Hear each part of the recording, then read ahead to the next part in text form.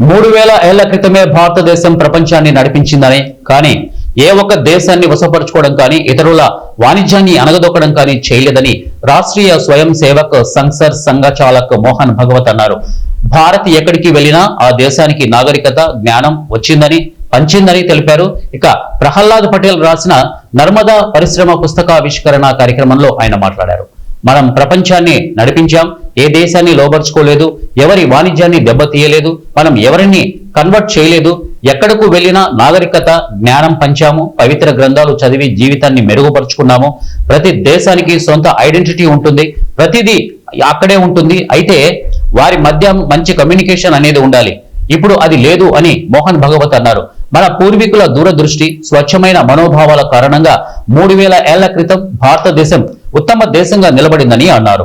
3000 సంవత్సరాలు ప్రపంచంలో ఎలాంటి ఘర్షణలు లేవని, టెక్నాలజీ ప్రగతి ఎంత గొప్పగా ఉన్నా పరిస్థితి క్షీణించలేదని, మానవ జీవితం సంతోషంగా, సంస్కారవంతంగా ఉండేదని అన్నారు.